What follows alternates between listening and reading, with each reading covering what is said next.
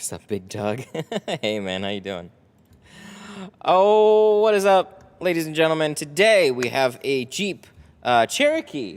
Not a Grand Cherokee, but a Cherokee. They're similar, so not a lot of difference. I think the hardest part with this is going to be that back window. The spoiler gets in the way.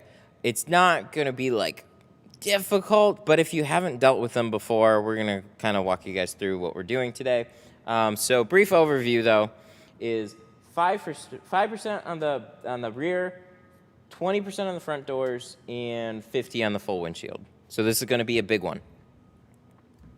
Also, I was just wondering what the average size roll you use, 24 or 36. I normally use 36s.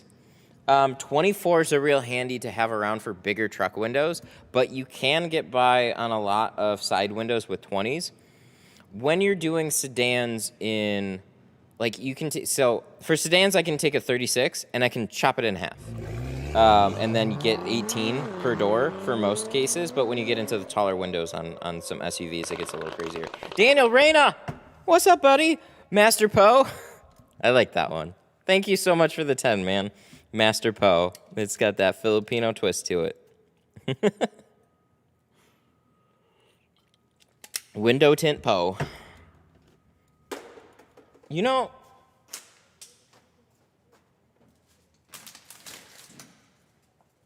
those sweeps come out easy. I always rely on Tint Pro to tell me which ones are easy to take out. Yeah, these ones I guess they're like the Grand Cherokees, right? You kind of do like put your knee against it and then pop it out. Those ones I do occasionally remove.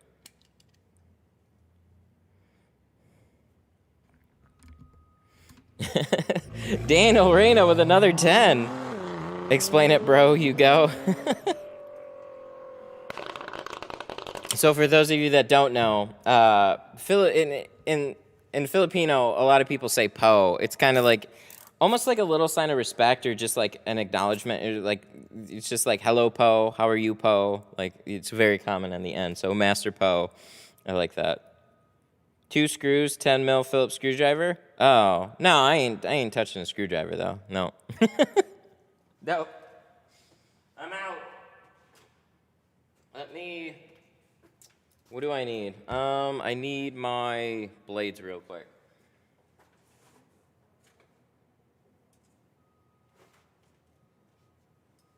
Where are all my blades? Wow. Oh, no, there they are. I was going to say, I know I have a pack.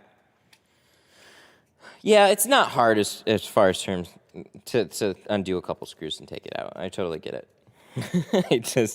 Nah. It's good enough.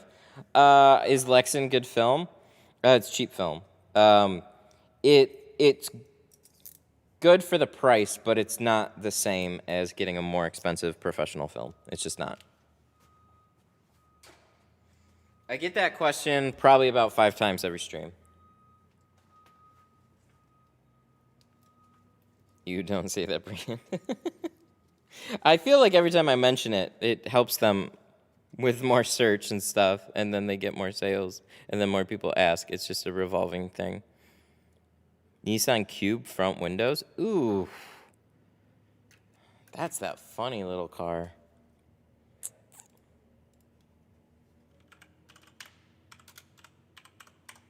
Kind of like a Hummer. Not in the same... Oh, wait, no, they are a little bit more rounded in front. I thought it would really pinch at that front edge. Oh, okay. I can explain this really quick while we get started. So this is like... This reminds me of like a Transit and stuff. If I can get a real side profile of it. Oh, that's a little... Yuck.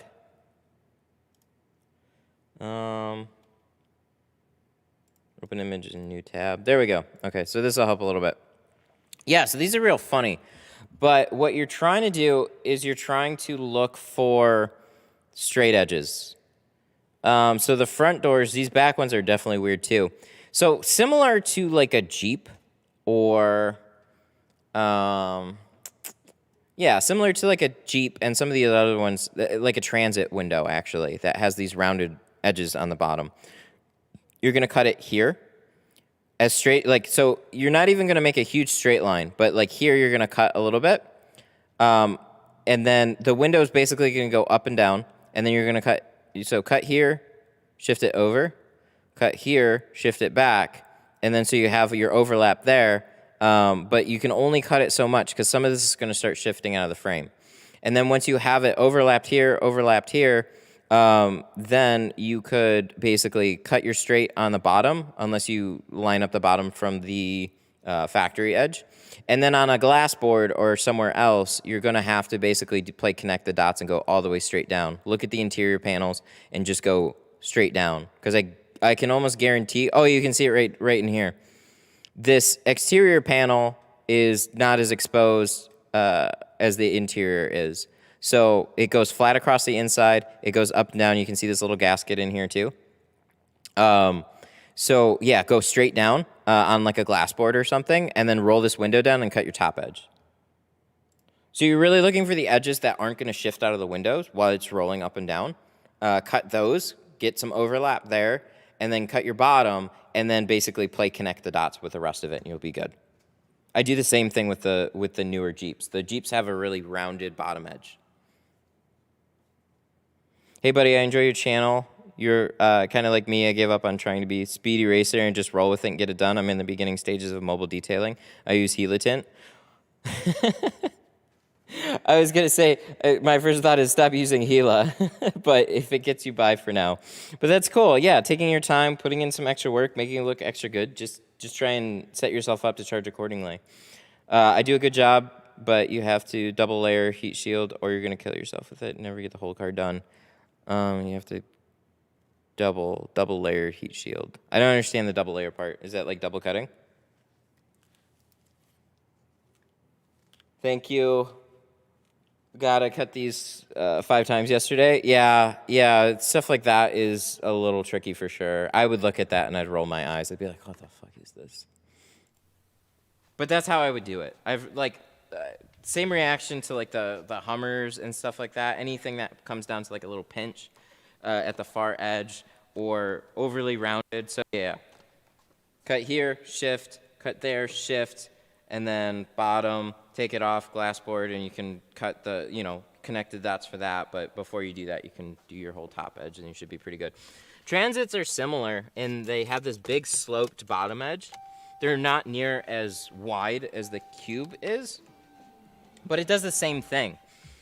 So on the outside, you have a lot of like weird, like the Transit does this, flat edge, and then rounded edge up the bottom, goes like straight up like that. So you cut here, I know I'm over-explaining, cut the sides, get a little bit of overlap, and then I'll cut that bottom and swoosh.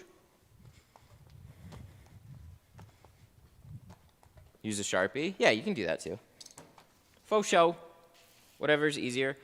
Oh my God, I'm so happy. Look at how much extra space I have. Like, it probably doesn't look like a ton, but it is. It's like the perfect amount of space in between here, the wall, extra free space to walk in front of the car, and I have all this extra tiling over here. So it's all just like, oh, this is great. I love this. Does Tint Depot have good film? Yeah, for sure. Tint Depot has great film, not only for for practicing, but also for customers as well. So like their pro. What do we need? This and shit. I just thought of something. I need my 20%, but I am out of my short, so I need to open up a new one. So all this looks like a swamp right now. I'm trying to clean that up as much as I can, but we've got other stuff to do too. How do you plan for off-season? Let's put your money under a mattress. I mean, you're going to get work in off-season. You're just not going to get as much. So basically, whatever surplus that you make in the summertime, you got to save for some slower in the wintertime, and you'll learn pretty fast. you know how that can balance out. But that being said, it's not like there's no work in the wintertime. It's just not as like crammed packed every day, depending on how long you've been in business. I mean, there's plenty of shops that stay busy all year round. You just got to work up to that point. But you can also take your vacations in the wintertime too. Stay busy in the summer, winter's in the vacation. Vacations in the winter. Hey Matt, we love your streams. Aw, thank you. I appreciate that. Just ordered GeoShield C2, looking forward to give it a try. Let me know how you think. I'm definitely a fan. Hope you like it too. But let all of us know if you like it or you hate it. You're not going to hurt my feelings either way. Well, maybe a little bit, but that's fine. Cool, brand new rolls, 20. We could probably use a 36 too.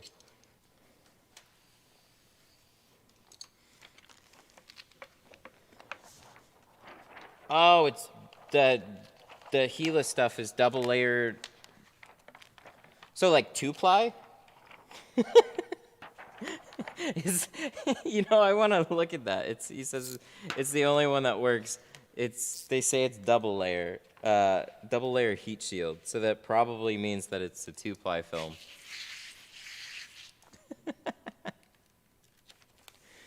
Those are all about marketing.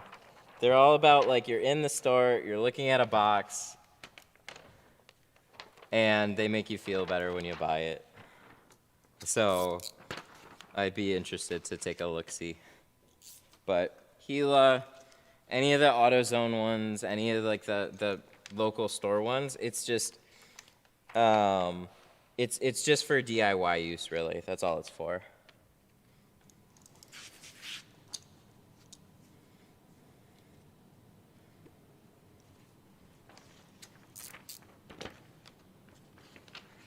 So most of the time for stuff like this, I just get the front doors and I do these, and then I pull in another set and I do them, and then I pull in another set and I do them. These are front doors all day long. What's interesting about this one is that there's actually no tint on the back. Super unusual. It's not that they don't exist. It's just normally they actually tint them. But it's like when I had my Escape. I had one of the only Escapes on the road without factory tint on the back. You had to dig deep to find a true base model Escape. That was my original tint mobile. And then somebody rear-ended it at 55. I was at a stoplight, and that thing went bye-bye. What's the best affordable film that you recommend? Check out some of the films on Tint Depot. For sure. Because you want something a little comparable to what you're going to be using. So I suggest to find a dyed film and find something that's at least 1.5 mil. Reason being is dyed film or not, it's going to be like what you use professionally, dyed film or not. A dyed film is naturally going to be easier to shrink than a carbon film. So it gives you a little bit of an edge when you're practicing and stuff like that. You learn a lot. All of that happens with most carbon films is it shrinks slower. So it just takes longer. So when you're new and you're trying to shrink a carbon film that's just taking longer to shrink, and then you look at the channel and you're just like, Jesus, what's wrong with my heat gun? What's wrong with this? What's wrong with that? Well, in that case, it would be the film. And then 1.5 mil, because everything is basically 1.5 mil. So if you want to save a lot of money, you can still learn on a 1 mil film. It's just going to feel a lot thinner. A little bit more like, compare it to tissue paper.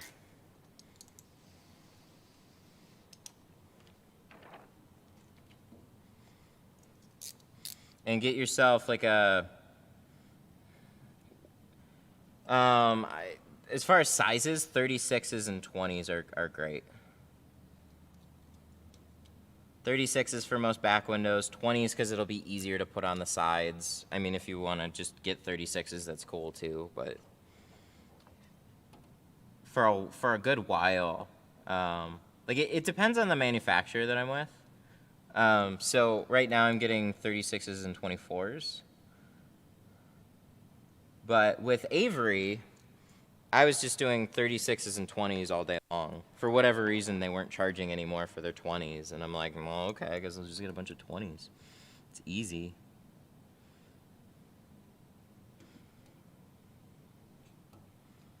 I remember the days where they used to give you a discount. I thought that was so weird when that wasn't the case anymore. They used to give you, like, companies used to give you a discount for taking the full roll off their hands. So people would order based on the roll size because it would make things easier for the distributor and it saved the shop a little bit money. It was a win-win. So distributors get rolls that are either 60 inches or now 72 inches wide. So that's where like 3624 adds up to 60. Easy peasy. You just make it real clean and easy for them. They cut that sucker out, they unbox it, they ship both to you, they don't have any more inventory on the shelf. But when everybody is ordering 36s and 20s, now all of a sudden they have all these surpluses of 24s stacking up on the shelf that then they want to clear out. That used to be the case. I guess it's just not anymore.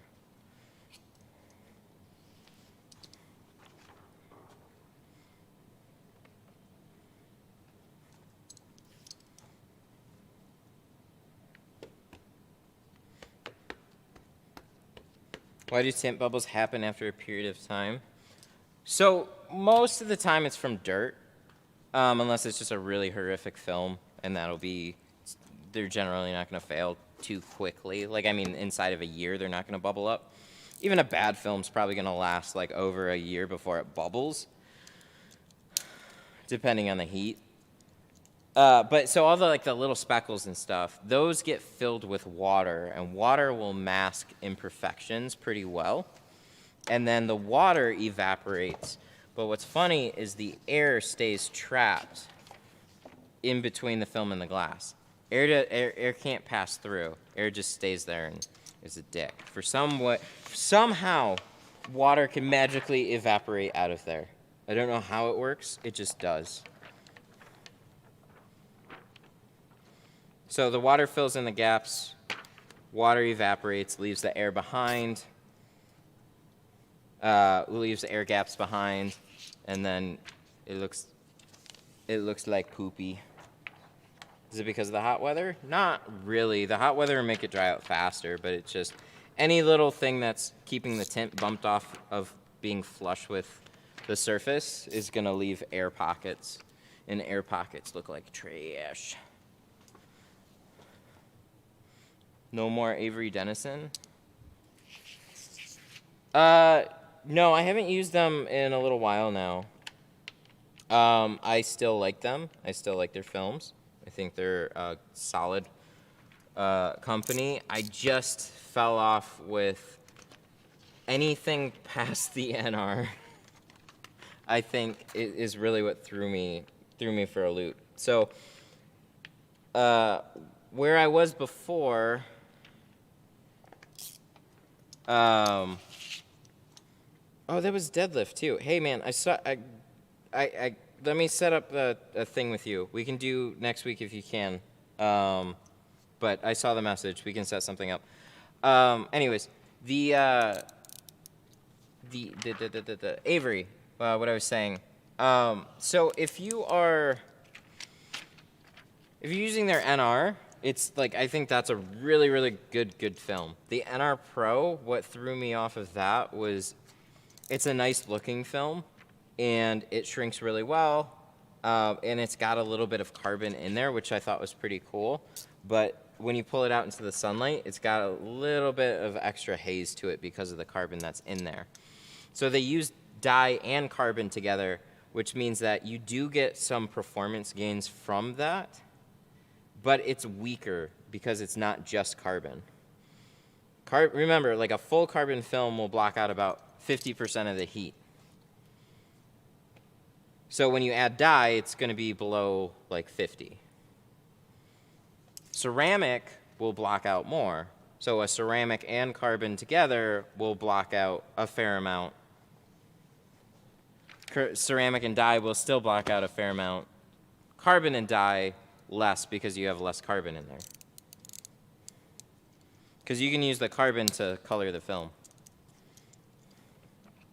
That's what they usually do. Pure carbon films are usually also colored with that.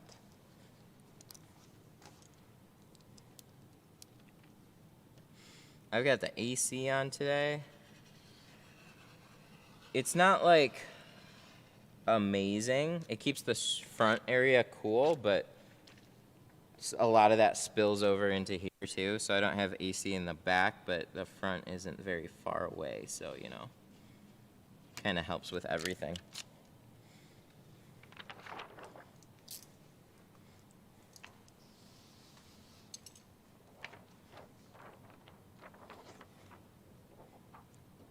I'm new to this tint stuff. I'm using Pro Classic Geo. What's your opinion on it? It's a great film. It's what I'm using right now. The only thing that really drives me crazy is the glue. It sticks really aggressively, so sometimes getting it in place can be a pain in the ass. So we've had to play around with our soap mixes a lot to get it to where it works more for me. I like a film that slides on the glass, but the carbon seems to slide better. And then the Pro Nano is pretty aggressive too.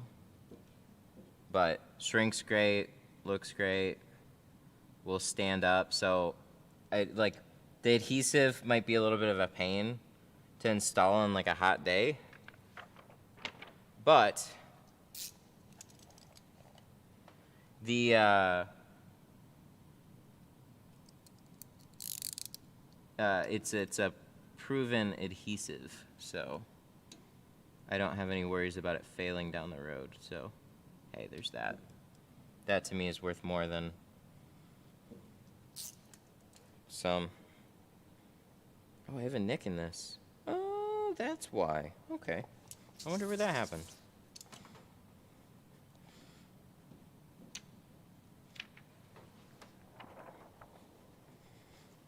So yeah, you'll be able to see what this is like on a windshield and all types of stuff. It's a good amount of what I install on the channel, unless I specify carbon or ceramic. We did a ceramic job yesterday. It was the afternoon appointment.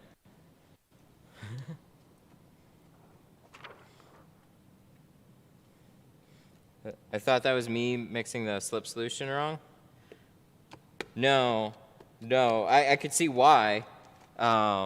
Then that's kind of what drives me a little crazy, is like you don't necessarily know until you know and you've played around with some other ones. There's other films that are going to be way easier to slide around. Oh God, I gotta empty this. Canon.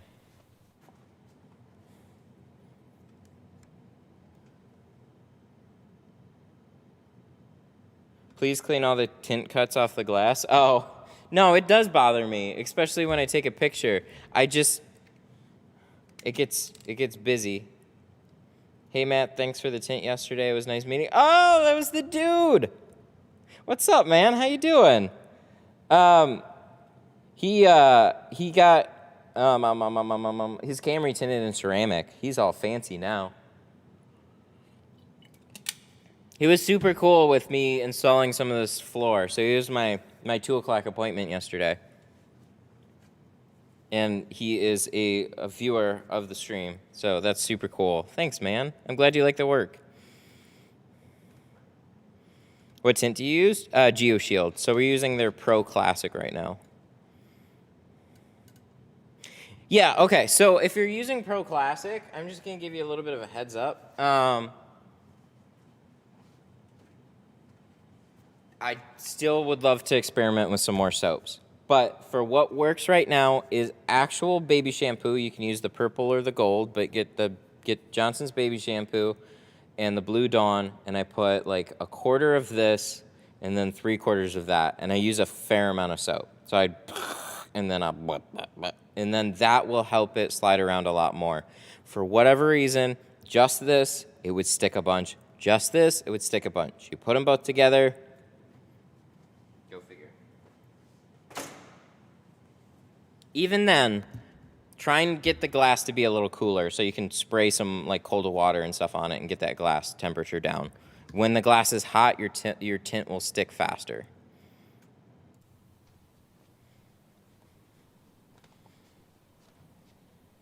So if you have AC, let it cool. If you don't have AC, which I don't sometimes, yeah, just like fill your spray tank up with cold water and tint with cold water for the day on a hot day. Spray those windows down ahead of time and just like, you could do it like a couple times. Just keep them like cold because the car comes in, it's all hot, it's radiating heat. You're rushing, you put film on there, you get it all done, you use a heat gun to shrink your doors and all of that, and then the glass is still warm. Just try and bring that temperature down a little bit, can help.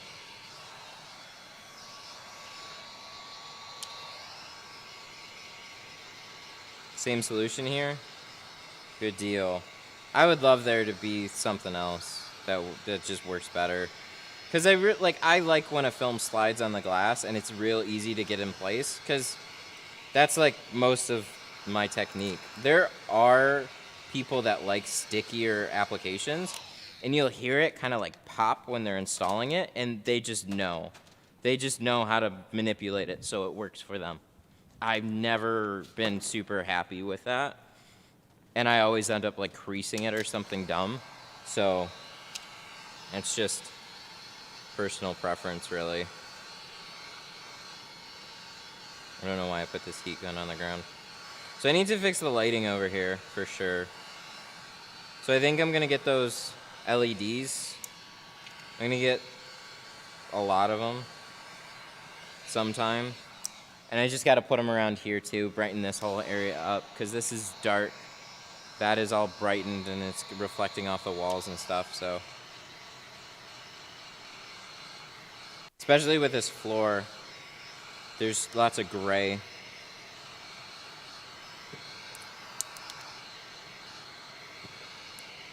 So it might not, I don't know how it looks on camera. I think pretty decent, but it's also for me in person. It sometimes can be difficult. It's easier for me to see imperfections and stuff on this side.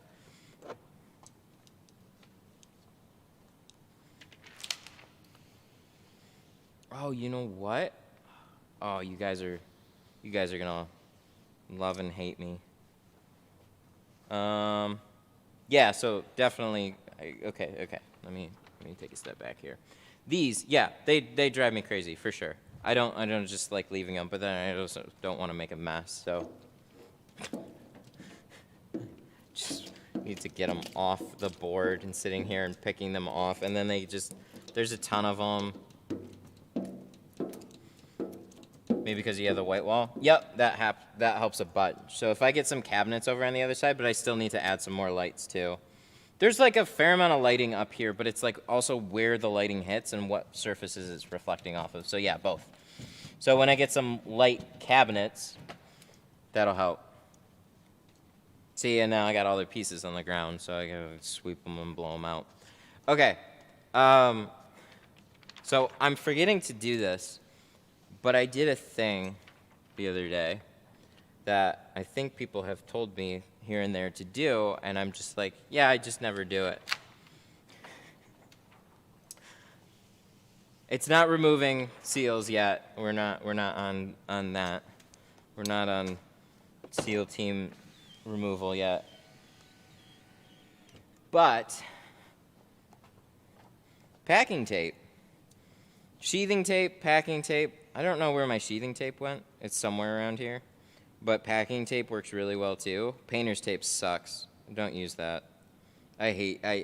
That's what turned me off for using tape. Painter's tape just soaks up water and doesn't stick as well. Packing tape is better. This one kind of blows when you try and get it started though.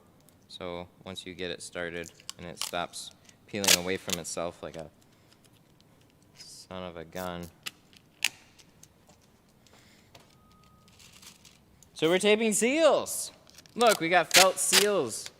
So the way that I do this, I just do this. Hexagrid lights. I thought about doing those, and I think they would look pretty cool. But I noticed there's a lot of weird reflections that come off of them, so I wanted a smooth light. I didn't know how it would look on stream. Because when you take pictures, it's like you see the hexagons, but it's kind of hard to see, like, details. So I held off of getting those, but they are super cool. Okay. So I was just playing around with this the other day. I'm like, how much of a pain in the ass is it to use, and how much does it actually work? Painter's tape. Painter's tape is awesome. Or no, not painter's tape. Packing tape. So I use the 3M green tape. $20 a roll. Oof. Get yourself some cheap packing tape. Look at that. And it's plastic. That's what I like. The painter's tape is like it's a little thick. It's got like a waxy coating on it, but when I spray it down, it starts to soak up water. And that drives me crazy. So half the time, it's like a pain in the ass to try and remove. Oh yeah, we already have these there. It's like when you're trying to dig it out, it's extra difficult to like rip out of the seal with the window up. And then it also starts falling out sometimes too. So this, it started releasing off of like I used it on a handful of cars the other day. And it starts to release off of certain panels that just have a little bit more of like a coating on them or something. They're a little greasy or whatnot. But man, pulling this stuff is so easy to do with the window up, and it's plastic. And then sometimes when I roll up, oh, bad example, I just did it there. Oh, that's sad. I haven't done it on a Cherokee yet. I was like, and then sometimes it rolls up when you're rolling the window up. And then I haven't had that happen with this stuff yet, and then it just started to happen.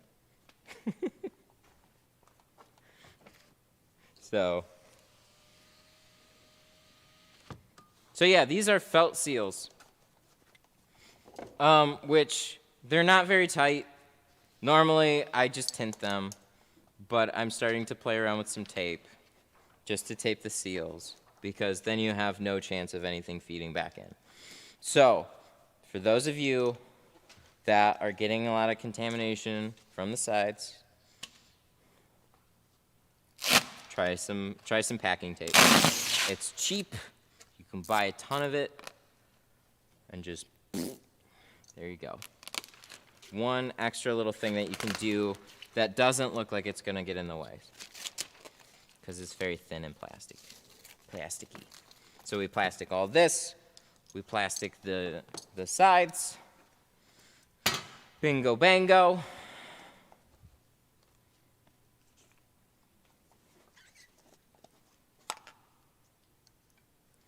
What percent are you doing? We are doing 20 on the front doors, 5 on the back doors, and then 50 on the back.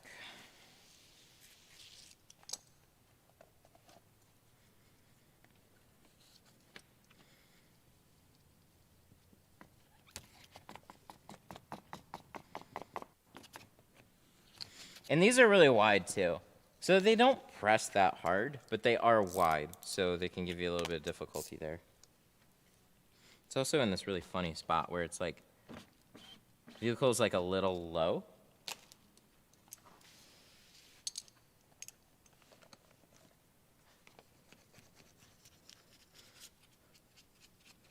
This isn't Roblox. It is, it just looks really good. Can we tint in Roblox? Can you give a brief overview of Geo? Sure. So they have 4 main lines of film. Well, 3 main ones. There's 4 or 5 really, but so the main ones I carry Pro Classic. That's a color stable dyed. I carry C2 carbon. That's a carbon film. And they're Pro Nano, which is a ceramic film. So all of those come with a lifetime warranty, meaning that if there's any issues down the road, I take care of them, and then they cover the work. So that's cool. Dyed, carbon, ceramic, basically good, better, best. Color stable dye, yes. That's a good distinction too. It's a color stable film. So that's kind of like a little thing that goes unnoticed from a lot of people that don't know what color stable means. So color stable means that the color is guaranteed to last too. Just because a film has a lifetime warranty doesn't mean that the color isn't going to change down the road. So a lifetime warranty could mean like, oh yeah, that film's going to stick to the windows. It's still going to be tint on the windows, but the color might fade or shift to like an ugly purple, brown, or whatever. So color is guaranteed in this film across the board.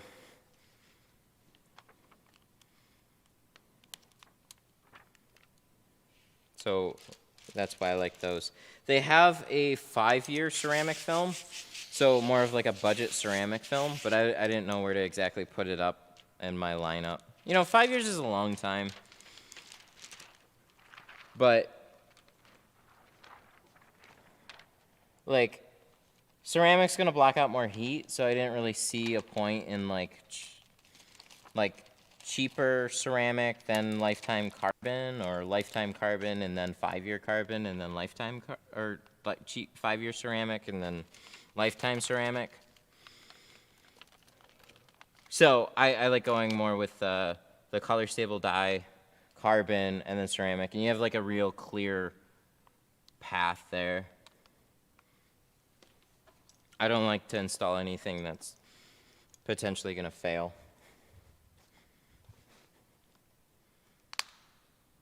Hear that little snap there, the little stick? That is why the glass needs to be a little cooler, and it can bind up. That's the aggressive adhesive, so it shifted out pretty easily, but sometimes it'll stick way more than that. Excuse me, you didn't tell me you were streaming. I said there was going to be a stream. I definitely said there was. But I said it at the end of the other one. I was like, tomorrow we're going to do a stream. I'm pretty sure I said it at the end of the other one. But I think I said a Grand Prix. And I don't know for sure if my Grand Prix is showing up.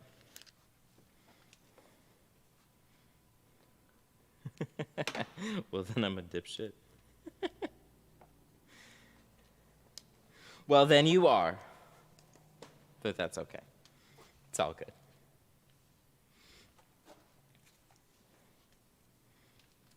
What is that? There's like a schmutz there. Ew. Is there something I don't know about on this window? Ugh. There's like, yuck.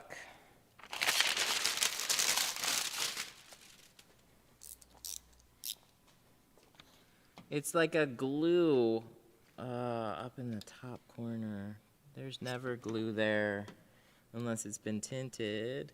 I wonder if this has been tinted before. That would be really bad. I didn't see it down farther. So, that sucks. Maybe it's just some extra schmutz. This is a relatively dirty vehicle. It's the Kidmobile, they said, which is cool. I get it. No problem. It's just that one threw me for a loop. So we're going to recut this and we're going to slap it back in because that's not cool to have.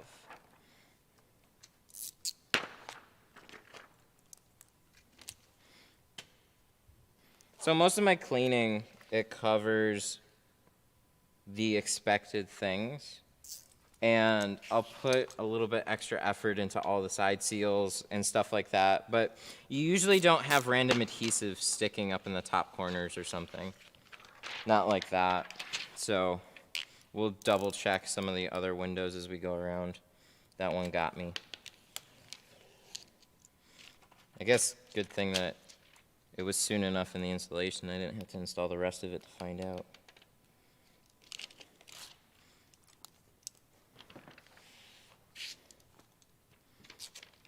But yeah, like a gator blade's gonna rough scrape a window. It's not gonna get something like that. You gotta see that ahead of time.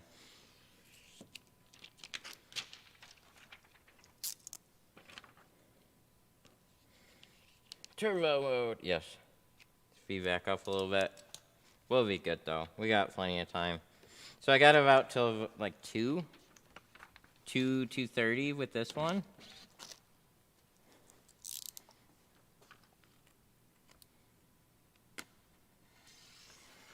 And then I'm assuming my 2:30 is bailing. So it was kind of like I was put in a weird situation. Okay, cool. We're still 20. Are they waiting? No, they dropped off. But the other one was put in a. I didn't want to just like not okay the spot, but because it was like there's a nice guy that I've done a couple of jobs for. So he was a repeat, and I was like, "Hey man, I want to get my my Grand Prix done." I was like, "Cool," and then I mentioned the deposit, and then I never got a deposit. So I didn't want to be completely rude, and we weren't getting really many inquiries for the day for that time slot. So it was like we were still able to schedule stuff, so it's not like I pushed anything off. So I kind of held on to the spot just in case. And then I called, and then he said he'd call me back. He's like, "Oh, yeah, I forwarded all the information, so I think so." And I was like, uh-oh. But I don't think that I actually have somebody coming in for sure. And that was kind of my experience with not getting deposits. There was lots of people that would say, "Yeah, I'm coming in," and then they don't show up. So now I'm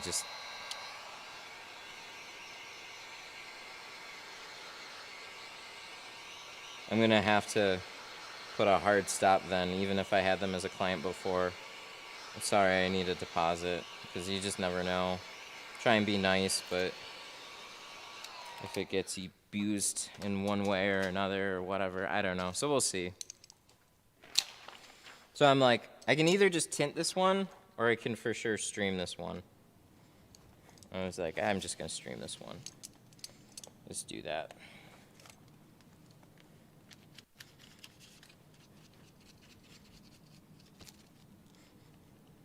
So the packing tape, over time, will start to do that. So I like it, but I guess on the second installation, if it didn't stick too well, it's going to start doing that. But it'll still do its job. I would pull it and redo it, but then we have a wet seal, so it's not going to stick. I got to find some better packing tape. I guess that's maybe why somebody recommended sheathing tape.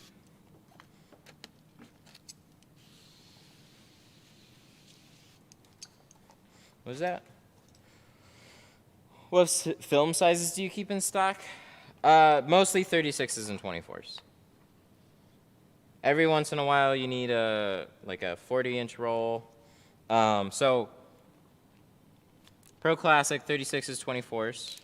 Carbon, I generally just get 40-inch rolls. So I kind of overstock in the films that I install more regularly. And then in the carbon ones, it's still wishy-washy here and there. So we're not installing like a ton of it. So it's really easy just to carry like some longer rolls. And then, you know, you get more for the job when you do it. So that helps.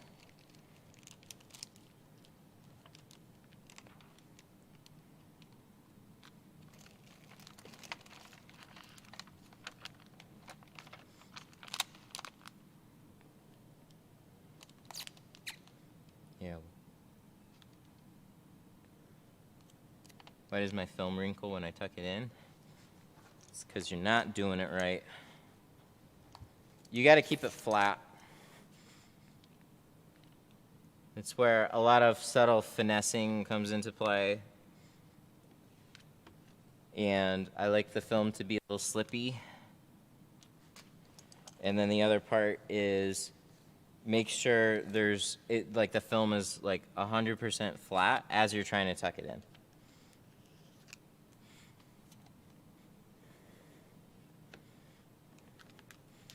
Because if it's all bunched up, it's not going to slide into the seal. It's going to keep bunching. So if there's a little roll or an air pocket there, and I mean like an air pocket is like a little foldy tunnel or something, not just like a little bubble. Little bubble's fine.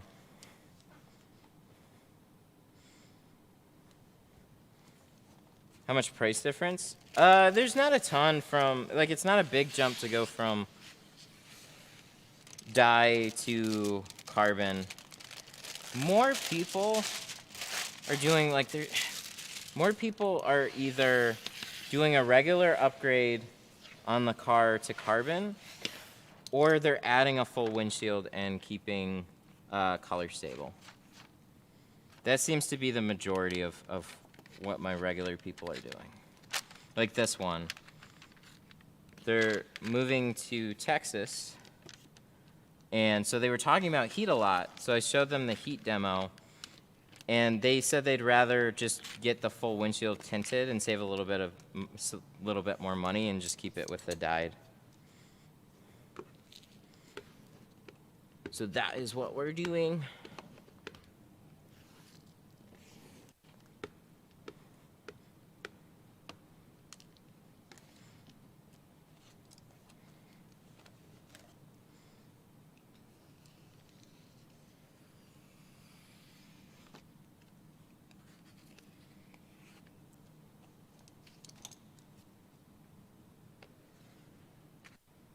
All right, now we shouldn't have any schmutz in the seal.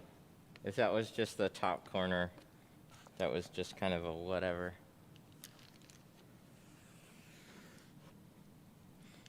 Okay, so packing tape, watch. Woo! That comes out easy. That comes out easy. Everybody's coming to Texas. Yeah, I even thought about it hard. It's the new place to go. It's like there's at least more land, more room for expansion, good amount of people, more opportunity, still hot weather. Like, it's hard to not go. I mean, I want to get out of Michigan, but I don't know exactly where to go. So I haven't gone anywhere. And now we have a Detroit Tint Studio business here, so. I just want to get out of winter. I don't need hot weather. I just need to get out of winter. 4 months out of the year. No, 6 months out of the year. Fucking forever. Houston? Maybe.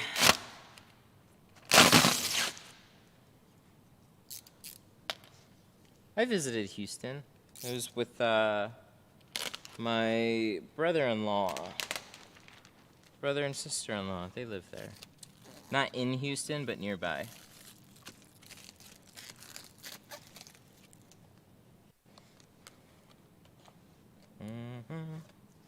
Okay, so let's check these. Florida was another good option. It's just, I mean, the thing I hate about both of them is the extreme heat. But if it's nicer more often than not, you know what I mean, year round, because you have wintertime and stuff. Like, we just have far more of that here. What's odd about Michigan is it'll stay cold, and then lately, these past couple years, what's been happening is it went from cold to like 90 degrees last year, and it's still very humid here, and it just stayed there for like the entire summer. And then it went right back down to being cold. And it was like, we didn't really have hardly any in-between weather. So that was really sad.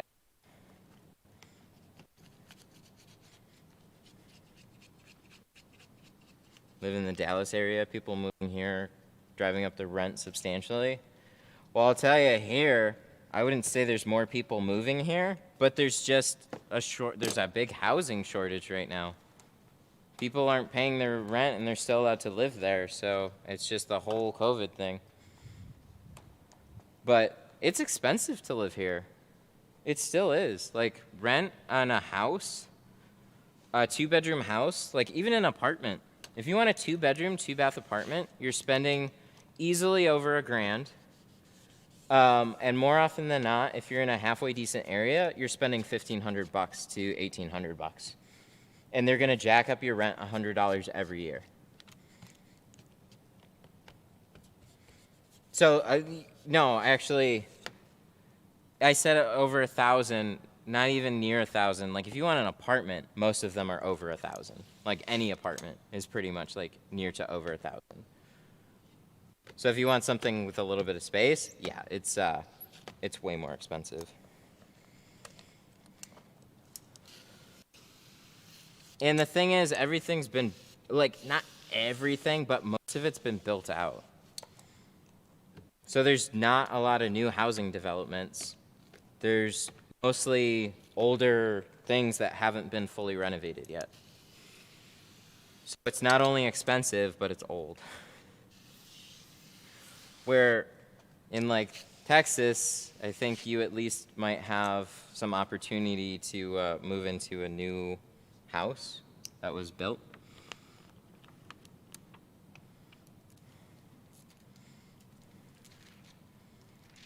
Ooh, Toronto. Dude, I don't even know.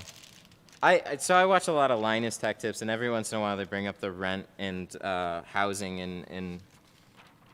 in Canada. Dude, it's crazy. I don't even understand how that is. That's insane. $2,000 for a 600 square foot apartment. What the hell?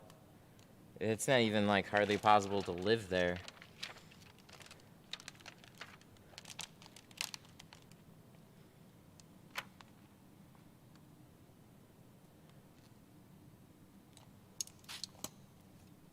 I pay $800 for an apartment in a nice neighborhood. Where at? That's a question. Location.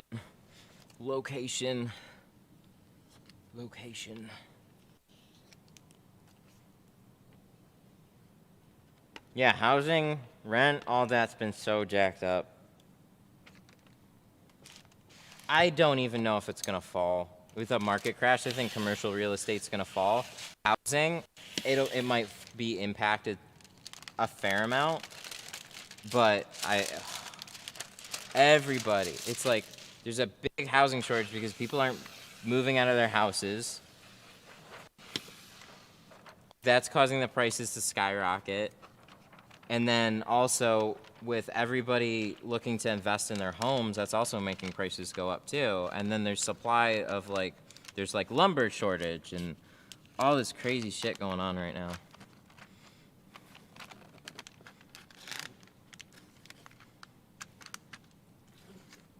It won't be a crash like 2008. It'll more likely be a correction. Yeah, it depends. So, digging into this whole fun GameStop thing, what I found is everybody is trading on massive amounts of leverage right now. So hedge funds, the whole market is propped up by an enormous amount of margin. So if that gets called in, that's where shit starts to really fall apart. So there aren't going to be as many, like, everybody lives off of, like, monthly payments and debt and stuff like that. So if banks aren't allowed to issue as much of that, if they have to pull back, then it's just people can't get as much stuff anymore because they can't put it on a monthly payment.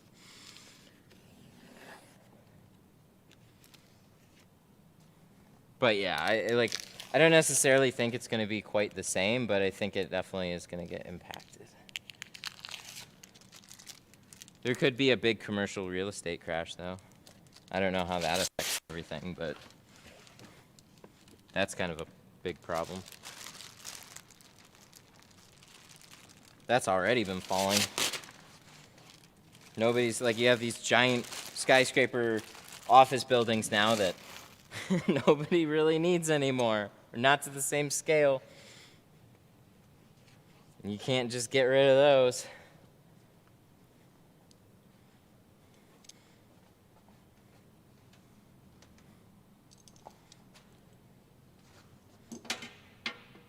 That lumber shortage is all middleman bullshit. What I wonder is, like, okay, so let's say there's the same supply and everything's still continuing like it was. I wonder if there's just a big demand for, like, lumber because they're building more and more homes because of what's happened. Like, more people are buying homes right now because there is a shortage. So they're just trying to... So if they have the same supply, there's still an increase in demand. But I don't know for sure. This is a thick boy. Wow. This one was cut extra wide. That's why I have it.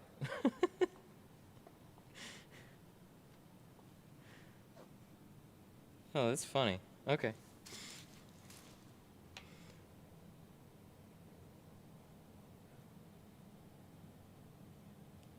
But whatever the case, shit be fucked. What a weird time to live through, man. I didn't think we'd have, like, a shortage of everything the way that we do. Like, so many things. The lumber shortage, the chip shortage, the window tint shortage, everything shortage. I love that we're talking about world economics while you're tinting. Yeah, man, this is shop talk.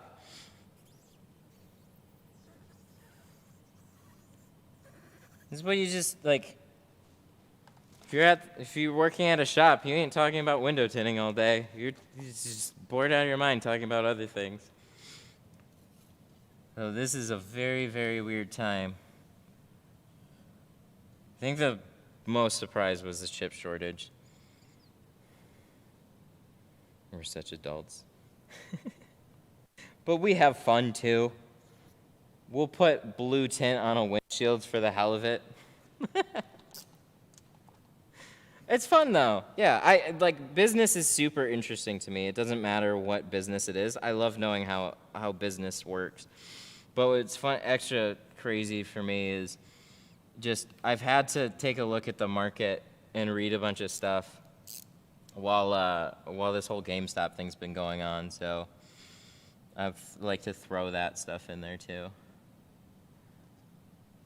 Do I mind having customers stay and watching me tint?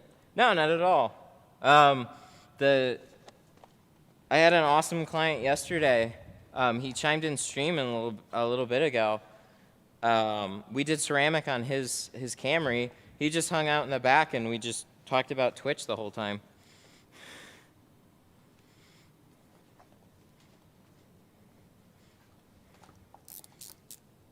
I've gotten a lot more used to it with the okay. Oh, there. Okay. I've gotten a lot more used to it with being on stream. So I used to not super like people standing there all the time and watching me tint. But I mean, more often than not, if they stand back here and watch me tint, they've seen me tint already on stream. So they know everything that I've done. I think what I didn't like about it before is I wouldn't cover door panels, and I just kind of like spray things down a lot. So now that I'm taking those extra little measures to show and cover things up too, I don't feel so like, yeah, it's part of what happens, right? That was probably the main thing, was like somebody has a brand new chalk and then they see water dripping down on the interior of their doors, and it's kind of like, man, it's fine, but whoa. So now we figured out something to cover all that up. Now I feel better about it. Okay. So we totally forgot to do the tape on this side, which means that we got to do that. Yeah, I think there's just general schmutz.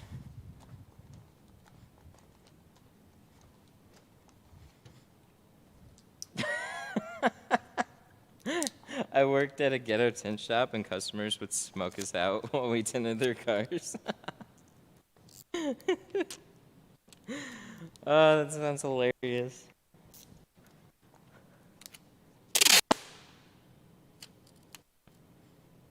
How much are the drive shrink prep shavings? I have the starter kits, and I just put the whole bag in. But if you have like a refill, I maybe just have a nice amount in there, so it still like is malleable. I don't know exactly how much though. But I just took the 2-ounce starter pack, and I threw the whole thing in there.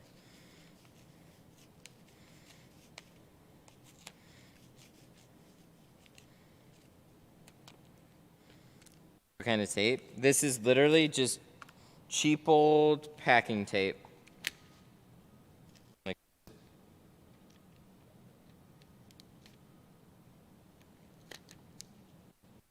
oh, if they're smoking you out, you probably were.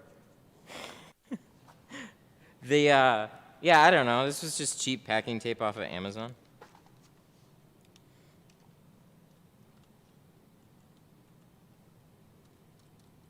Oh. That's not great. Oh. Oh, well, cool. Okay. Slight panic. Window doesn't roll down, but it does from the kids switch.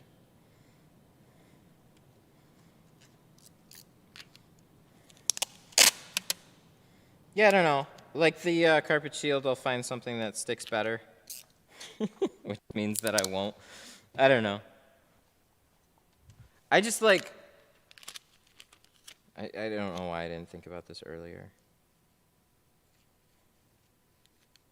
Because it wasn't until somebody said like sheathing tape, and I'm like, oh, it's thin, it's plastic, it's great. And then I'm like, wait, what the fuck? I have packing tape.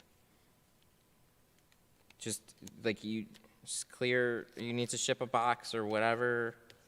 Nothing crazy, just it's thin, it's plastic, it sticks. Voila. Seals, all that felt covered up. It doesn't, it's just, look at that. It's rubber seals in it. Bippity boppity. Done. You really have to make more than one source of income?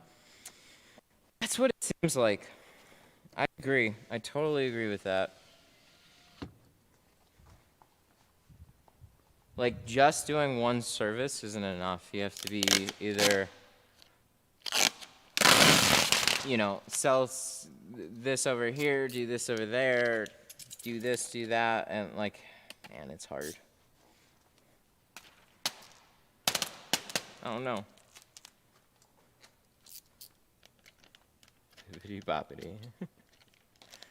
Oh, come on. Don't ruin this piece for me. Don't do that. Aha! I saved it. 36 or 40 for practice? 36. It'll be slightly easier to handle. It'll cover just about as many things.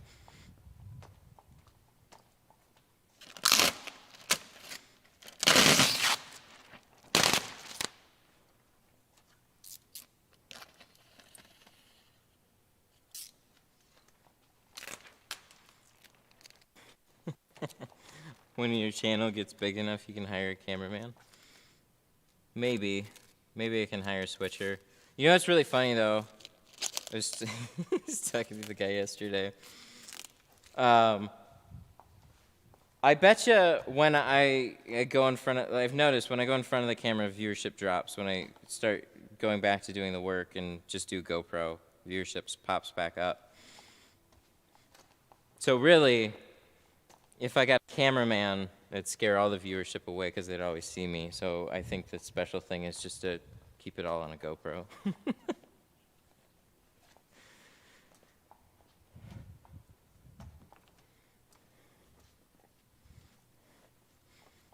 Can you show the fastest way to clean a window before applying the tint?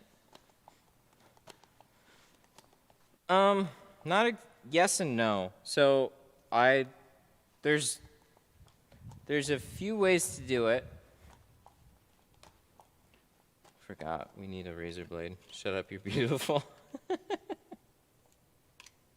The stats don't lie. I know the truth. Good God. Too much space now.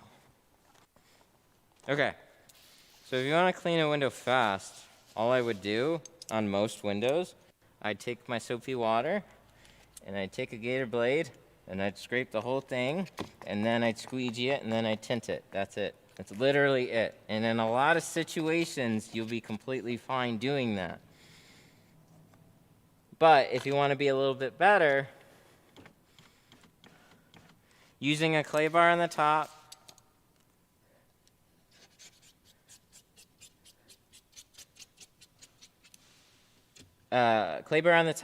razor blade if you have anything sticky on the glass, and just a few extra little things like that. Like, I mean, you're not going to be able to clean it a heck of a lot faster than just, you're going to want to rough scrape it or something. Break apart the dirt, squeegee it off, and then apply your tint.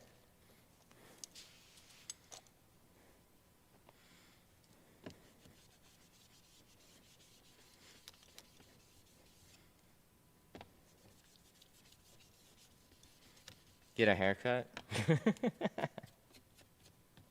We do. We just takes a little while for me to get back over there. Would I be able to cut a 36 in half to cover most front windows? On cars, yes. On SUVs, no. So this one would probably be okay to split in half, but like a Ram or whatever, no. No, you're gonna need a 40 and split that in half, so basically 20. Just get 20-inch rolls or 24s for trucks.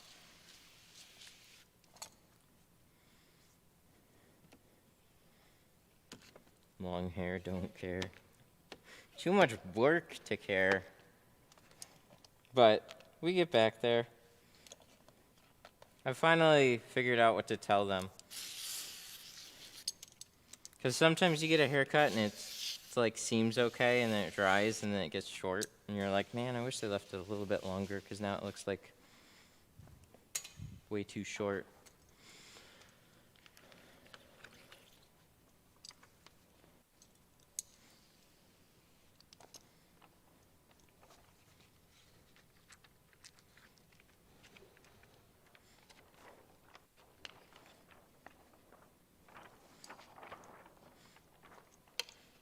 I'm a musician. Oh, nice. I shower every day. I shampoo and condition my hair every day too. It's probably too much. I feel gross if I don't take a shower at night. I can't sleep.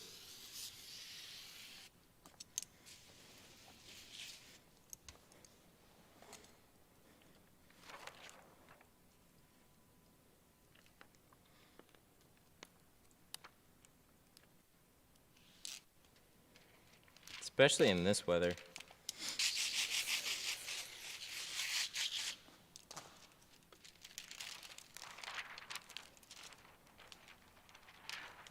Okay, so tucking this on the side.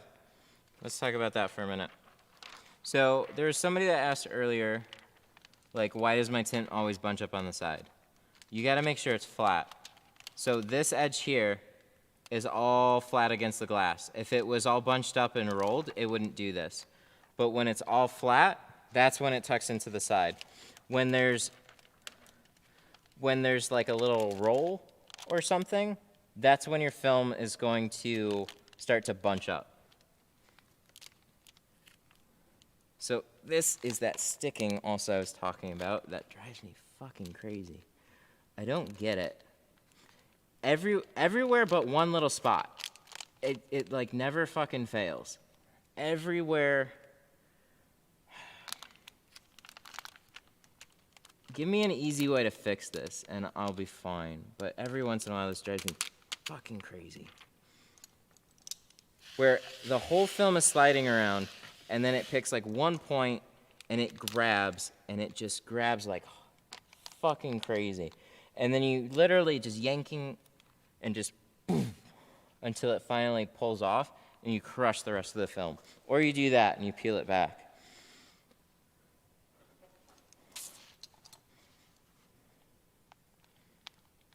That's what'll really suck. So I've been trying to flush a little bit more water back there or something,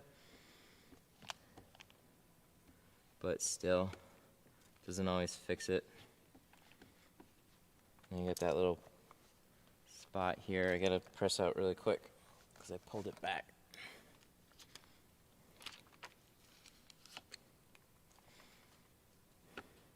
Yeah, it's supposed to be 90 on Friday. 90. We just gotta have a 60. I'm just doing that shit again. Just go straight up. Just try to spit on it. Sure.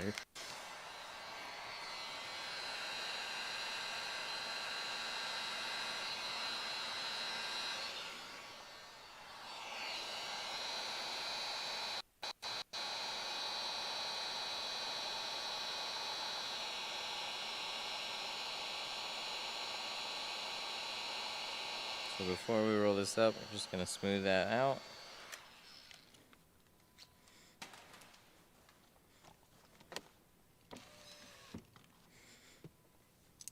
It's like partially going too far in the seals, but the amount that it sticks is just crazy.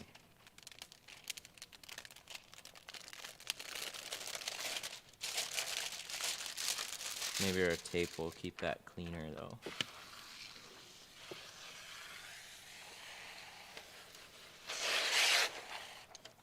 Tesla stock? Oh, I don't know. I thought I was nuts when it went to 1,000 and then he did a 5-for-1 split and then it ran to 1,000 again on 5 times the amount of shares. I think there might be a big old market crash, so I don't know. But Tesla is like a cult stock in a cult company, so I wouldn't go against it. I just don't know how much higher it's gonna go and how soon it's gonna go up.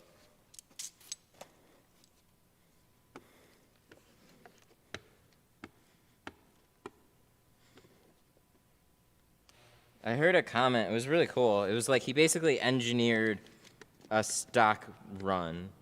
And then so they were short a ton. Like the stock was shorted a bunch. So people had to buy out of their short positions, but they basically ran it up by like, hey, we're building a factory here. We issued this many shares. We're doing it with cash. The stock loves it, keeps running. Then they do it again. Then they do it again. And it was just like, hey, we got tons of cash in the bank. People keep buying our stock. And then it just keeps running, right? They got a bunch of cash in the bank.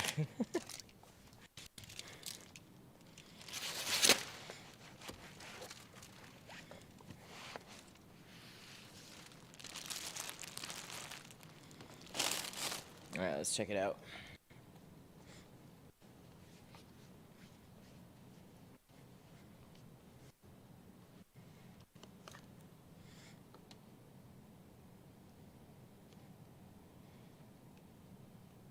There we go. Sweet. Looks pretty good. Yeah, this side all nice and clean too, even with that pullback. That's nice.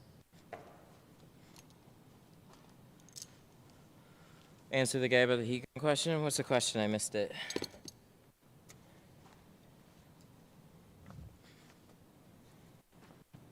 I'm listening. I don't always hear everything. They read to me, but if I'm talking, sometimes you just gotta time them right.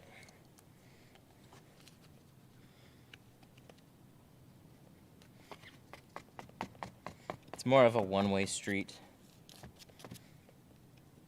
I can listen, or I can speak but listening and speaking. Expensive heat gun, yes or no? Oh, there we go. All right. No. You gotta go like all into a heat gun if you do. So like expensive is past $100. So there's all the ones that you can buy locally. And even then, I don't know how worth it a more expensive heat gun is. So you have the little Wagners, you have the small Porter cables, or the like cheap. On the cheap side, you have Wagners, Porter cables, and then the Harbor Freight ones. Those ones are okay. Out of those, get yourself the.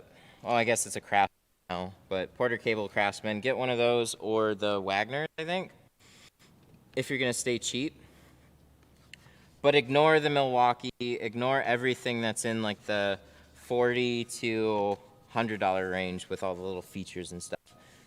I haven't seen those make a damn bit of difference, and they generally have failed way quicker than the cheap ones. I've spent $80 on heat guns multiple times across multiple companies. I bought the mid-grades, and they all fucked up within a month. A month, maybe. They just couldn't take it. Then the cheap ones, those are all great. So for all you need is a heat gun to be hot. Put it up all the way, all the time, and you need it to some air. You don't need a cool down feature. You don't need temperature control or any of that. Any of that will just kind of make it fuck up and slow yourself down. So the Wagner temperature control, and like there was one that you literally have to adjust the temperature every time you turn it. Super annoying. So up from there, there's Fusion's heat gun, which looks like an electronics heat gun,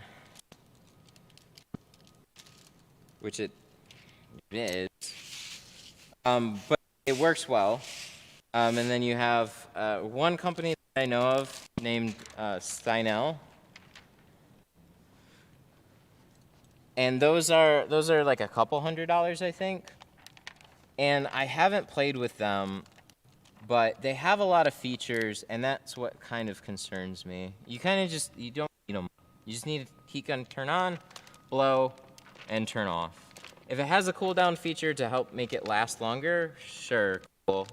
That's great, but generally they're annoying, and it hasn't helped any of the mid-grade guns, so it might be worth trying, but stay out of the middle. Is the audio cracking? Oh, it could be. I'm farther away from the receiver, so, and it's been in the door. Okay, I know what it is. How long did it take you to open your own shop? So if it's crackling a little bit, it's because the receiver's behind that door and I'm behind a car, so that makes sense. Let me adjust it. It's the liner? I could be that. Yeah, it literally could be the crinkling. But I don't know. I got a big metal box in the way too, so. How long did it take you to open a shop? 13 years. I didn't want to open a shop. I did it so I could keep streaming. I don't want a full-blown tint shop business. I don't want all that comes along with it. I just want to keep streaming.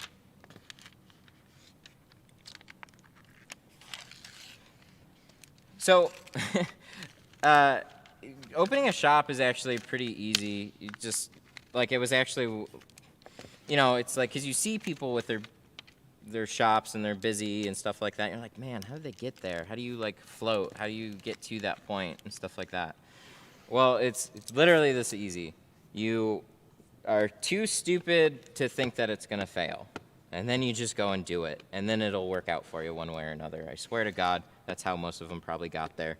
Another way that's really a little bit more sane and safer to get there, if you're like, shit, I'm worried that I'm not going to be able to pay, my existing bills and keep going. Figure out how to make it cheaper to build up your own name. One thing you have to do is you have to build up your own name. People don't know you until you've tinted their cars or until you've done referrals and stuff like that, and that's what builds up your client base. So there's a clear difference between this year already and last year.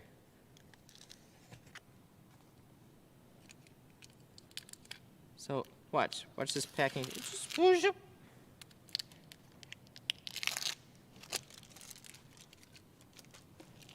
So what I was saying though is figure out like tinting from home. Get your business started. Tint from home, tint from somewhere that's more affordable. Keep it inexpensive.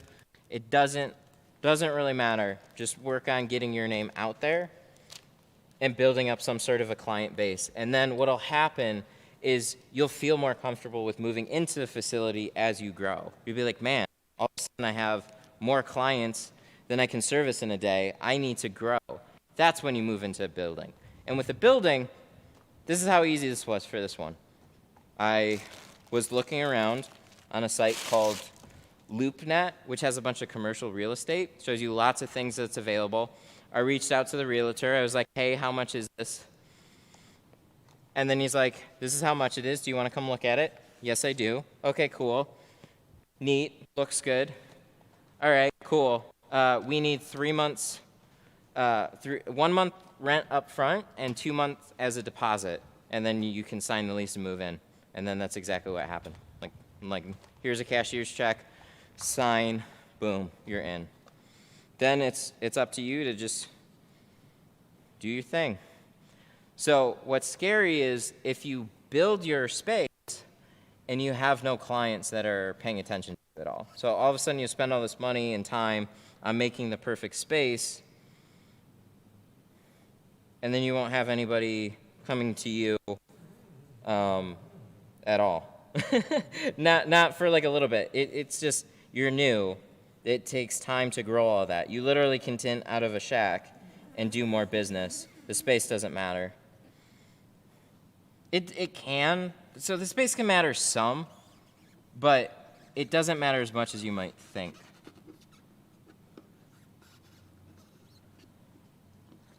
Just like YouTube channels, man. You can make them look super pretty. You can have the best equipment. People don't give a shit. People are there to be entertained or to learn something. You can dress it up all fancy all you want. But if your content is stale, then it's whatever. So you can make your shop look as fancy as you want, but it takes time to grow.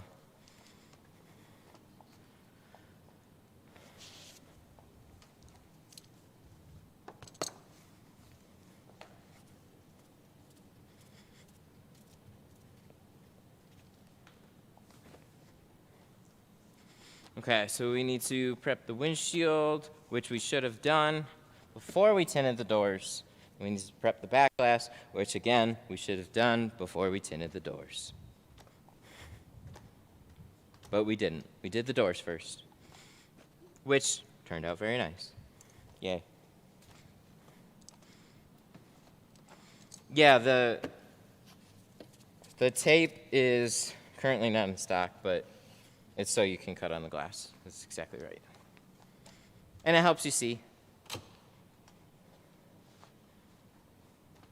Stainless blades won't scratch glass? I beg to differ.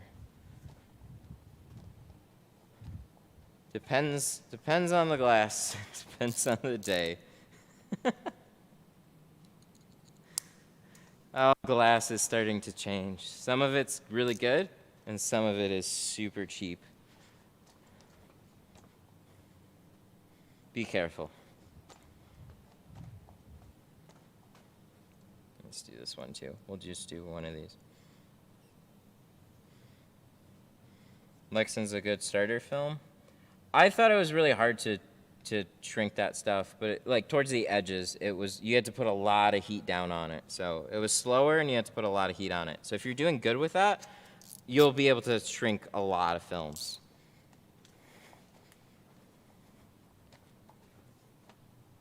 Canon.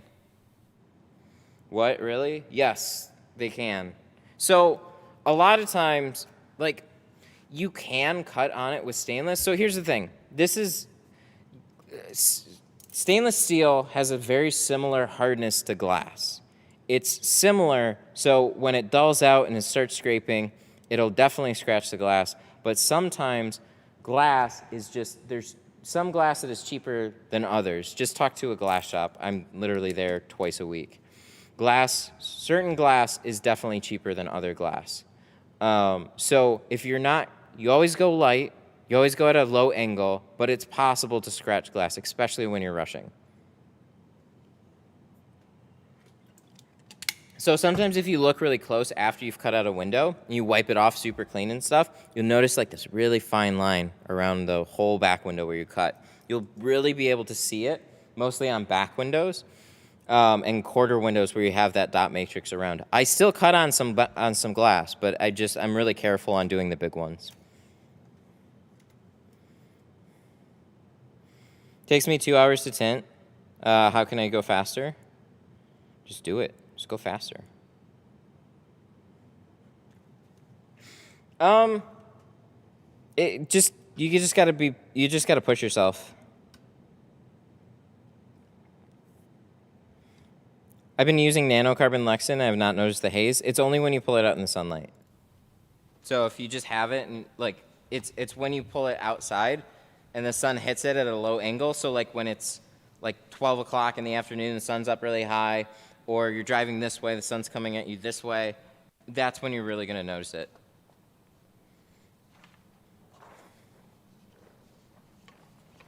So if you just apply it and look at it inside, it looks fine.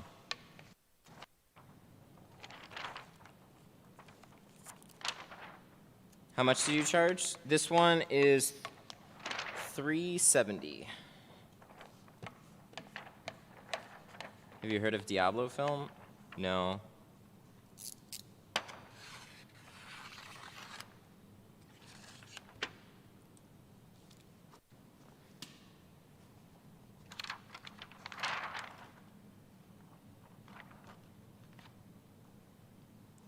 Two hours is too much. Not necessarily.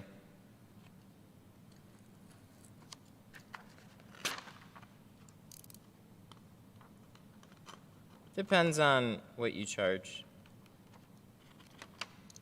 I mean, you want to go as quick as you can, but you don't want to compromise the work either, so. Going over 2 hours is always a little like, you want to shoot for under that. Oh, so I'm totally skipping over what I'm doing here.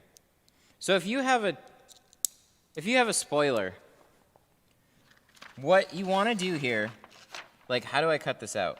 Well, I probably just messed it up for myself because it probably just shifted or something. Oh well, we'll do it again. Let's do it again.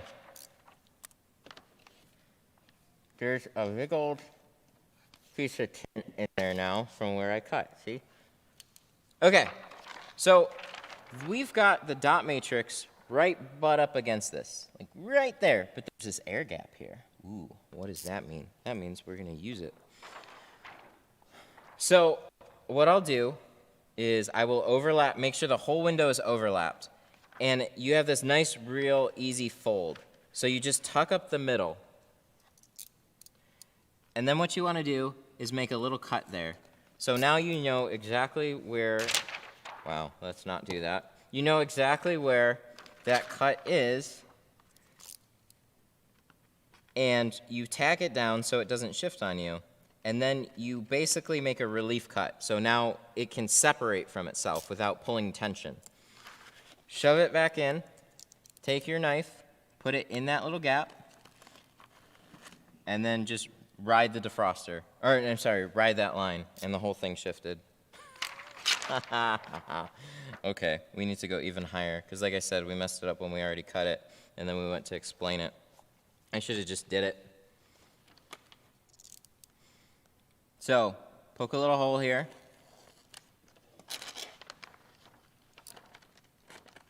Trim, little relief cut, put it back, put a little bit of blade out, and you're not cutting the spoiler, you're just putting it in between.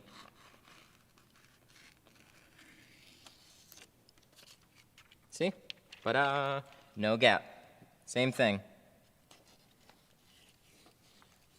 If you didn't put that little slit in there, it's going to start pulling. The film starts going around this bend here, it's going to pull this side and pull it off the glass. So that little slit, and then you have a perfectly cut top edge with a spoiler in the way that you didn't have to remove, because screw that. Shrinking it too, you can just leave it where it's at, and you can put some heat under there. You're not going to hurt anything unless you just sit there and bake it for a long time. So everything we're just going to basically push down, shrink, and slap in there.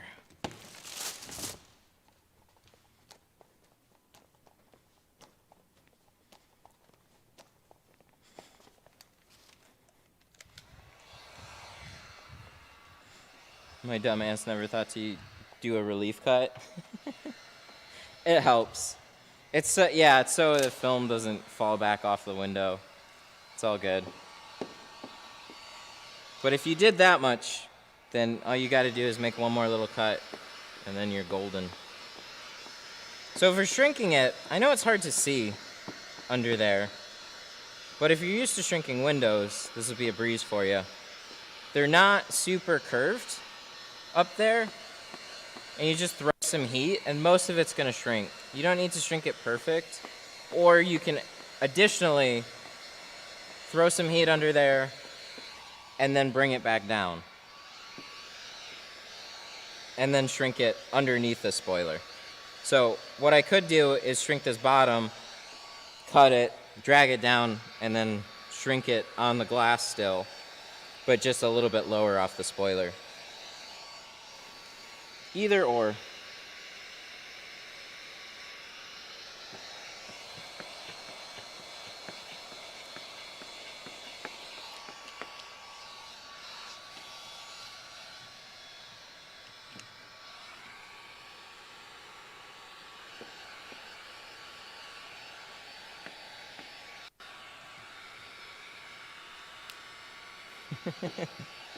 Glass is flat, tint is curved. Shrink tint, tint is now curved. That's the piece I've been missing. I haven't said shrink tint, now tint is curved. Easy peasy. So this isn't really a hard window to shrink at all. It's just you got that spoiler in the way.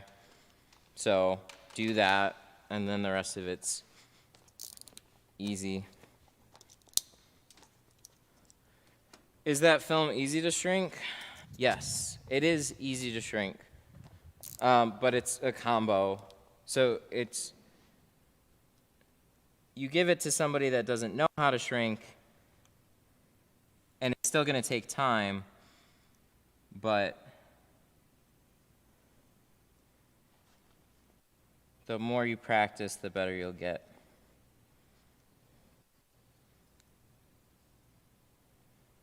Are Cadillacs the hardest cars to tint? No, not at all. They're actually really straightforward. Cadillacs are like, in terms of like a mid-range luxury car, Cadillacs are super straightforward most of the time. There's very few that suck. So if I get an Audi, I'm like, I gotta do an Audi. If I get a Cadillac, I'm like, awesome, I get to do a Cadillac. They generally have lots of space and looser seals. Flatter windows now too. Yeah, Cadillacs are a good day. Like I had a CTS windshield this morning. I think CT6 or CTS. I forgot which is which. Fantastic looking car. And very straightforward windshield though. I like the extra space that they give you on it.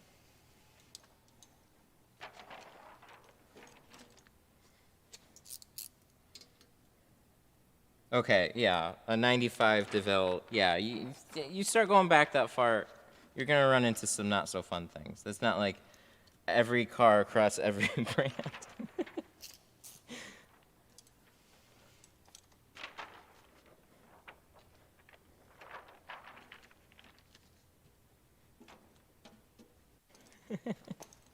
Excited to tint. And then after watching these streams, then I try it. I think that was basically what was said. Tell me about it. Look, what you're seeing is a summary of somebody that's been doing it almost every day for the past 13 years. It's tough, man. It takes time. You can get here and you can get much better than me. It takes time, it takes effort.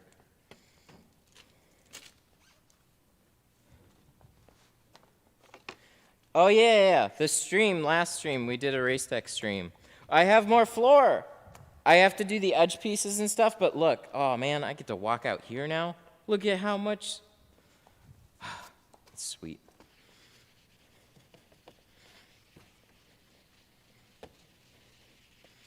You're entertained and stream. I really enjoy it. Thank you.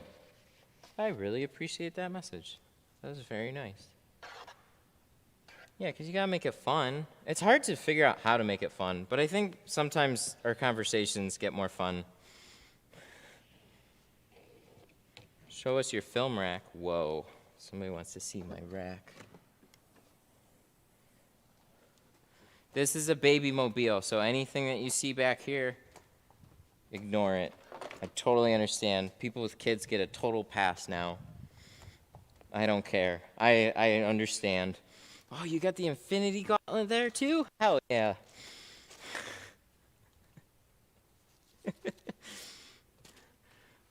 New parent, any mess, totally get it.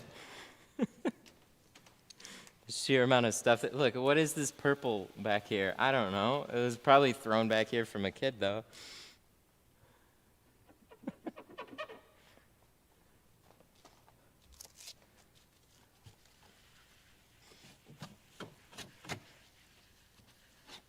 I run a detail business and would love to get into tint. Yeah, little advice. Find somebody that wants to learn and then make it their full-time thing. It's really going to be challenging as a detailer to also do window tinting and do the detail work. That's where you really need to start stacking employees and stuff like that. So it's always good to know how to do it yourself, running the business, but getting somebody to do it is going to be your best bet. Because it's going to take you forever to learn. Maybe not, but you know what I mean? Just do it's the same way with me and like wheeling a car and detailing. It's like I can learn it all, but I'm already good at what I do and I can fill my time. So what's going to stack better for me is to find somebody else that can do the thing and then get enough work for them to keep them busy. Scrubby or clay? So I used a scrubby because there was all sorts of purple shit on it. And then I'm looking for my clay right now, which, am I going to surprise myself? No, I'm not that smart. I put my clay somewhere. Oh, I put it right here. Okay.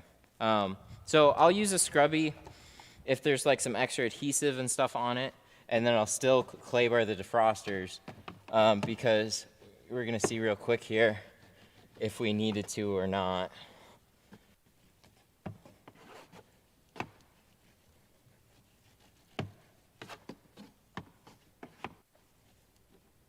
Yep. Scrubbies do some, clay bars do more for defrosters. So it's like they both have their little tricks. Have you ever done the silly putty trick with like a newspaper? You put silly putty and it like pulls the ink off of it. That's kind of what clay is like doing with the defroster lines. It's not pulling defroster lines, but it's pulling a residue off of them that the scrubby just doesn't do.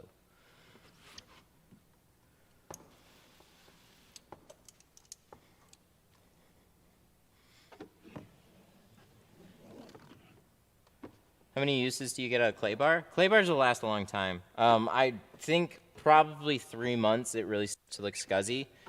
depending on how much you use it, but I could still use it past that. It just really started to look scuzzy. You just run it under warm water.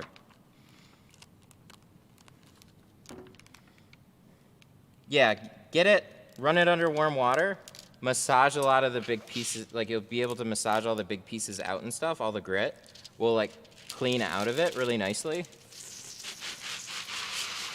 And then what'll be left is like usually a little residue in there.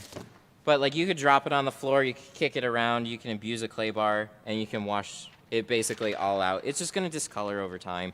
They're nice, pretty white clay bars. And I like it that way because you can actually see how much stuff you're pulling off of the defroster. So you kind of, oh, I just sprayed myself in the stomach. You can see how much residue you're pulling off the defrosters, so you kind of know if you need to go more or not. On a black clay bar, it just didn't feel like you'd be able to tell if it's actually doing something or not. Have you ever done that where you put your sprayer on like your belt and then you lean up against the car and you just shoot yourself? That's just what happened.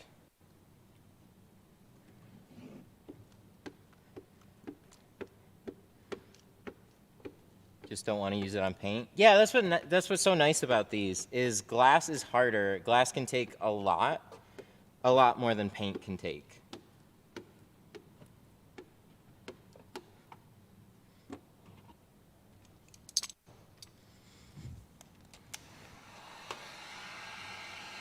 Oh, you could definitely cut the top edge inside the window too. You just got to place it in there, overlap it. So you can do it one of two ways. For sure. I just like to do it because you can shrink it a little bit better on the outside, but I'm not really showing that I did a good job of shrinking it here, so we're going to finish it off on the inside.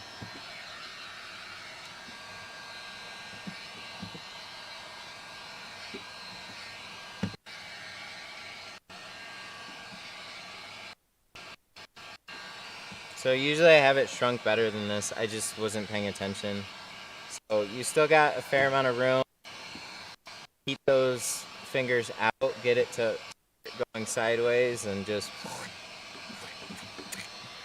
lock that down. Bye-bye.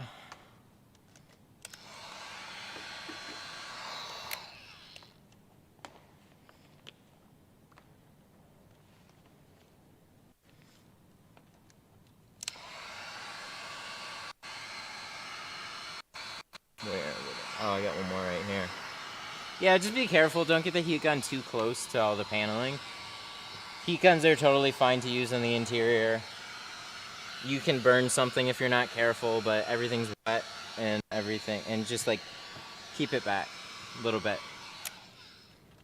As soon as you touch that adhesive with some airflow and some heat, it dries it out real fast and then it'll start to stick really quickly. Why didn't you upgrade your heat gun? To what?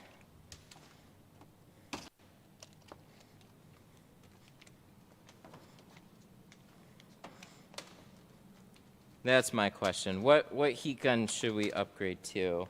I don't really see a compelling reason to upgrade to anything crazy. And they're easily accessible. They feel like a toy when you use a better heat gun. I'll give you that. They genuinely do. It's like you pick up a really solid heat gun and you're like, oh, this feels better. And then you pick up that and you're like, oh, this is a toy.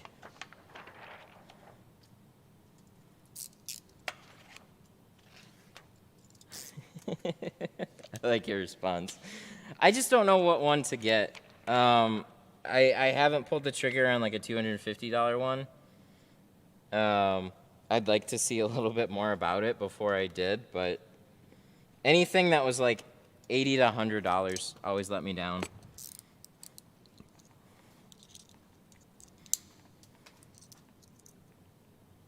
Oh yeah, we put it over there. Snap-on is nice. I'll look it up, but gives me like $80 Milwaukee vibes. 7 temps, 2 fan speeds. Don't need it. Don't need it for a heat gun. Features are a meme on a heat gun. The tool, like the metal tools, yes. But when you get into all the other little things like heat gun, like anything that they're not, like that's not their main thing, it's like they're a branding company. They put all their names on lots of tools.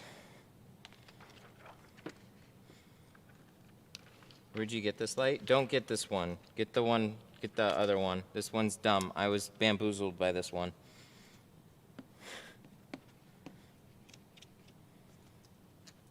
Have you tried making your own cabinets out of wood? No, I am not that skilled in that. I'm not good at building things.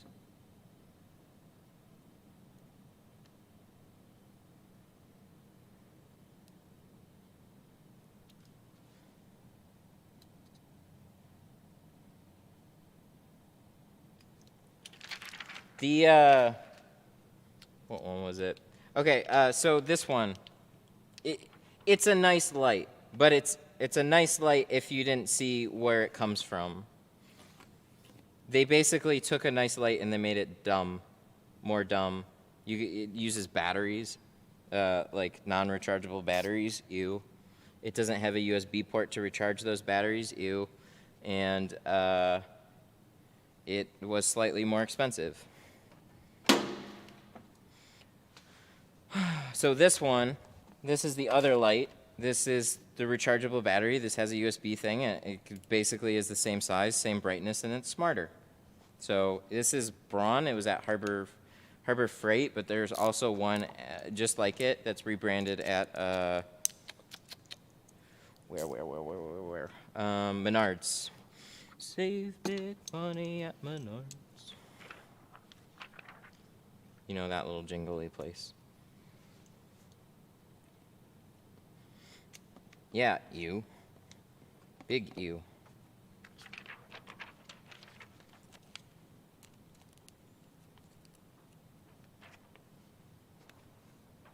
Oh.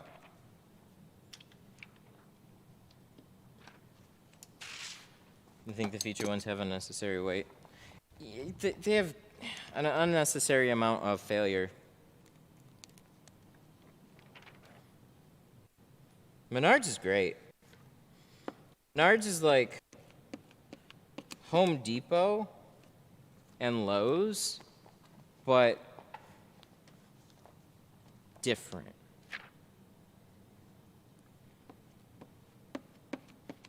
Tons of stuff. Tons of like extra knick-knacky things they have there, I think.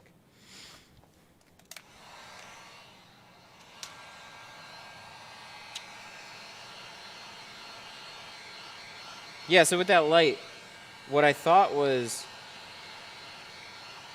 like, I saw what Craftsman did with the Porter cable heat gun, and I thought they did the same thing with the light. So I picked up the light while I was there, and then I noticed, oh wait, this is not a rechargeable battery. They don't even have a USB port. And then I started using it. I was like, whatever, the light's fine. And then I started using it, and I was like, it's just extra dumb. It doesn't turn on the same. It doesn't turn on and off the same. It like you always have to click the button 3 times to like turn the light off.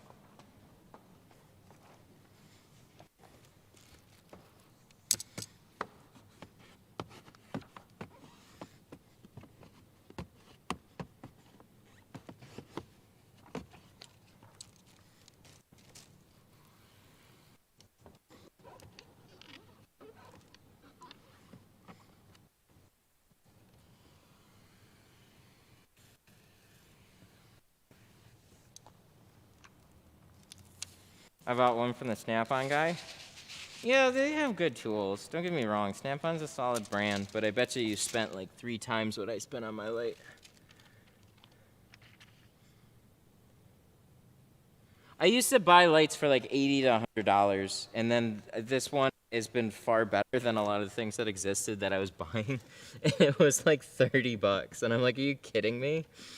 What the fuck have I been buying all this time? But it wasn't, in all fairness, it didn't exist. Now there's lots of cheap lights.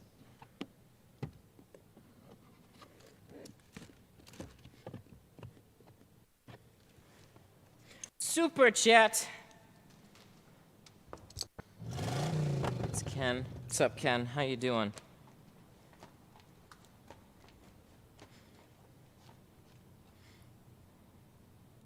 What time is it? 1:30? Oh, we're making good time.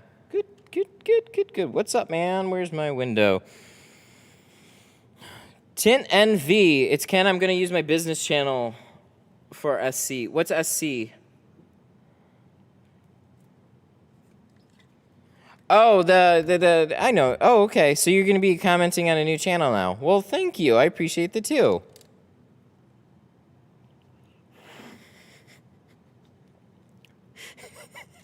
I like my phone flashlight for illumination purposes.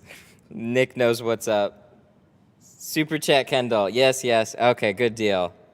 Thanks, man. I appreciate that. Okay, I'll try and keep that in mind. Nick knows.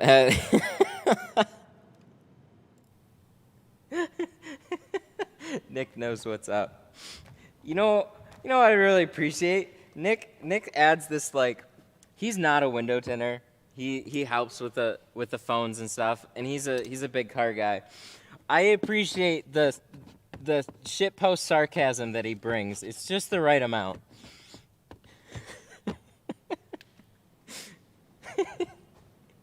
Thank you, Nick. I appreciate you.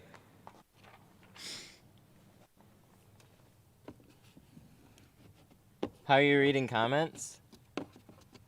I have them all transmitted to my brain through headphones. I literally listen to a monotone robot voice read all the comments to me. I like how you tint the windows. That's what it sounds like. Oh yeah, and that, I'm psychic.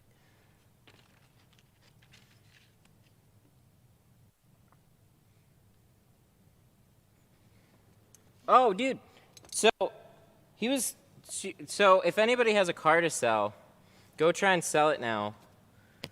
Oh, sorry, guys. He turned me on to this one, like, I'm looking around. He had a Challenger, and he managed to get his lease bought out for much more than it was worth. So he made money turning his lease back in, because there's a big inventory shortage right now, so they're just looking for cars to sell. So they will buy back cars at higher prices to then sell them at even higher prices. So they have inventory. Pretty crazy.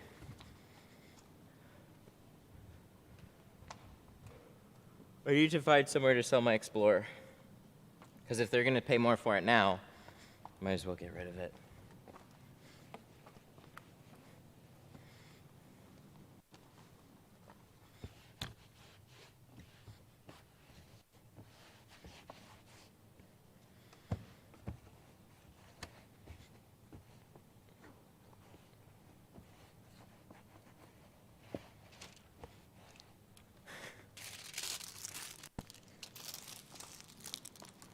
Maybe it's time to sell my Charger. Yeah, he had a Challenger.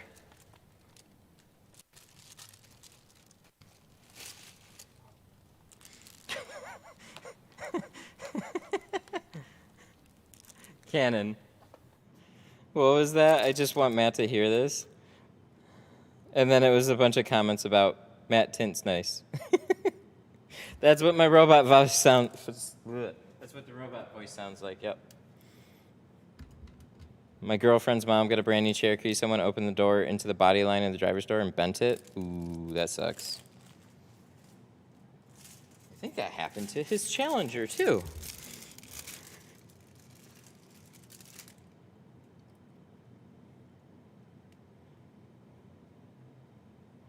I like how you tint the windows.